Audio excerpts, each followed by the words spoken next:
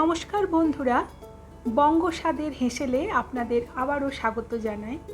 আজ আমি শেয়ার করব আমি কিভাবে মোচা চিংড়ি বানাই। এই মোচা চিংড়ি বাঙালিদের একটা খুব জনপ্রিয় এবং অথেন্টিক রান্না। বাঙালি বাড়িতে মা ঠাকুমাদের আমল থেকেই এই রান্নার চল। আমি মোচা ভালো করে কেটে ছাড়িয়ে ধুয়ে ভিজিয়ে রেখেছি 2 ঘন্টা আগে থেকে। আপনারা চাইলে রাত্রে কেটে ভিজিয়ে রেখে সকালেও রান্না করতে পারেন।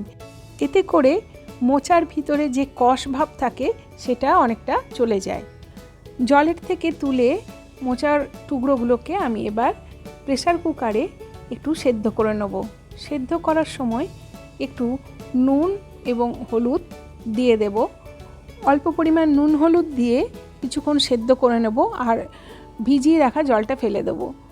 আমি ইন্ডাকশানে বসিয়ে এই ভেজানো মোচাটাকে সেদ্ধ করে নেব। প্রেসার কুকারে 3-4টে হুইসেল পড়া পর্যন্ত অপেক্ষা করব। তারপর সেটা নামিয়ে নেব এবং ঠান্ডা হতে দেব। ঠান্ডা হয়ে যাওয়ার পর একটা ঝাঁঝরির মধ্যে ঢেলে মোচার থেকে জল ঝরিয়ে নেব। এতে মোচার কষটা বেরিয়ে যাবে। কেউ যদি চান মোচার জলটা না ফেলেও রান্না করতে পারেন, তবে সেক্ষেত্রে মোচাটা খুব ভালো হতে হবে, না হলে খুব কষ লাগবে। মোচা সেদ্ধটা জল ঝরিয়ে ভালো করে হাতের সাহায্যে চটকে নিলাম, তাহলে রান্নাটা বেশ ভালো মিশবে। এবার একটা কড়াই বসিয়ে দিয়েছি গ্যাস ওভেনে এবং সর্ষের তেল দিয়েছি। তেল গরম হয়ে গেলে ছোট করে কাটা আলু ভেজে নেব ভালো করে। মোচার তরকারির বা মোচার ঘন্টের আলু কিন্তু একটু ছোট ছোট কাটতে হয়, খুব বেশি মোটা বা বড় কাটলে ভালো লাগে না। আন্দাজ মতো আলু দিয়েছি, আপনারা আপনাদের মোচার সাইজ অনুযায়ী আলুর পরিমাণটা রাখবেন।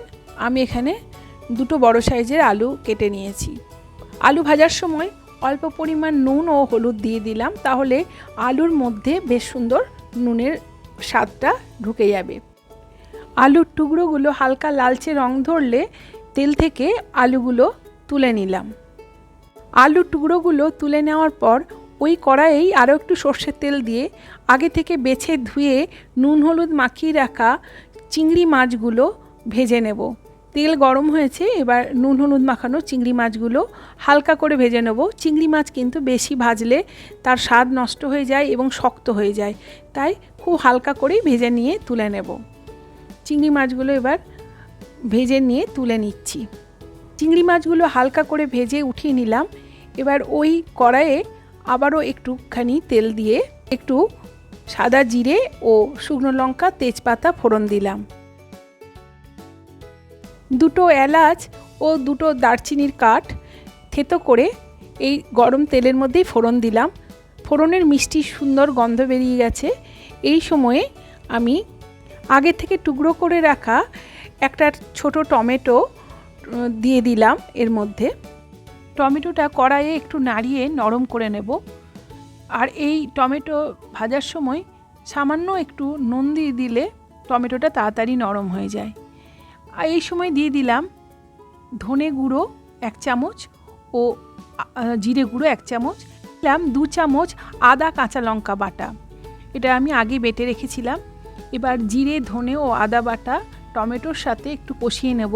কষাবার সময় সামান্য একটু জল দিয়ে কষিয়ে নিলে মশলাগুলো পুড়ে যায় না এবং স্বাদও ভালো হয়, কষাতে সুবিধাও হয়। এইভাবে অল্প জল দিয়ে কষাবার সময়ই দিয়ে দিলাম আন্দাজ মতো হলুদ গুঁড়ো। নাড়াচাড়া দিয়ে সুন্দর করে মশলাটা কষিয়ে নিতে হবে। এই সময় দিয়ে দেব পরিমাণ মতো লবণ। লবণ যে যেমন পছন্দ করেন সেই পরিমাণে দেবেন। আমি যেহেতু আলু ভাজার সময় অল্প লবণ দিয়েছি এবং মোচা সেদ্ধ করার সময়ও অল্প লবণ দেওয়া আছে, তাই লবণটা একটু কম করেই দিলাম। এবার আগে থেকে ভেজে রাখা আলুর টুকরোগুলো মশলার মধ্যে দিয়ে একসাথে কষাবো। মশলার কাঁচা গন্ধ প্রায় চলে গেছে। এবার আলুর সাথে আরও একটুখানি কষিয়ে নেব। এই সময় আপনাদের কাছে আমার একটা অনুরোধ বা আবদার রাখবো, আমার চ্যানেলটিকে সাবস্ক্রাইব করে পাশে থাকার। আলু কষানো হয়ে গেছে। এই সময় আগে থেকে সেদ্ধ করে চটকে রাখা মোচা আমি এর মধ্যে দিয়ে দিলাম। মোচা এবার একসাথে একটু কষিয়ে নেব, তাহলে স্বাদটা খুব খেতে ভালো হবে। বন্ধুরা, আপনাদের কাছে আবারও অনুরোধ রাখবো, আমার রেসিপিগুলো যদি ভালো লাগে লাইক ও কমেন্ট দিয়ে আমাকে একটু উৎসাহিত করবেন, তাহলে আমি আরও অনেক নিত্য নতুন সুন্দর সুন্দর রেসিপি আপনাদের সঙ্গে শেয়ার করব। অনুগ্রহ করে আমার বঙ্গস্বাদ চ্যানেলটির সাথে থাকবেন। এই সময় এবার দিয়ে দিলাম অল্প পরিমাণ কাশ্মীরি লঙ্কার গুঁড়ো। আপনারা যদি ঝাল বেশি খান তাহলে এমনি শুকনো লঙ্কার গুঁড়ো ব্যবহার করতে পারেন। আমি এখানে যেহেতু আদা কাঁচা লঙ্কা বাটা দিয়েছি এবং শুকনো লঙ্কা ফোড়ন দিয়েছি, তাই এই সময় কাশ্মীরি লঙ্কার গুঁড়োই ব্যবহার করলাম। তাতে ঝাল বেশি হবে না, কিন্তু রঙটা সুন্দর হবে, দেখতে ভালো লাগবে।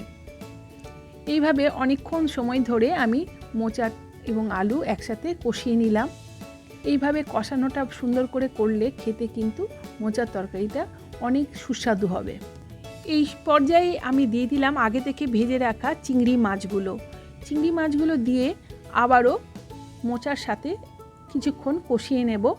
1-2 মিনিট কষিয়ে নেওয়ার পরে অল্প পরিমাণ গরম জল এর মধ্যে অ্যাড করব। রান্নায় গরম জল দিলে তার স্বাদ কিন্তু ভালো হয়, তাই একটু উষ্ণ উষ্ণ গরম জল আমি আগে থেকে করে রেখেছি, সেটাই এখানে অল্প পরিমাণ অ্যাড করলাম। ঢাকা দিয়ে দিলাম। মিনিট 5 ঢাকা দিয়ে সেদ্ধ করার পর ফিরে এলাম। এর মধ্যে মোচার তরকারিটা ঢাকা খুলে দেখব সেদ্ধ হয়েছে কিনা। আলু ভালোভাবে সেদ্ধ হয়ে গেছে দেখলাম। এর মধ্যে দিয়ে দিলাম 1 চামচ চিনি ও 2টো চেরা কাঁচা লঙ্কা। এবার সমস্ত কিছু ভালো করে খুন্তির সাহায্যে মিশিয়ে নেব। মোচাতে একটু মিষ্টি দিতেই হয়, কারণ মোচার মধ্যে সামান্য কষ ভাব থাকে, তাই একটু মিষ্টি না দিলে খেতে ভালো লাগে না।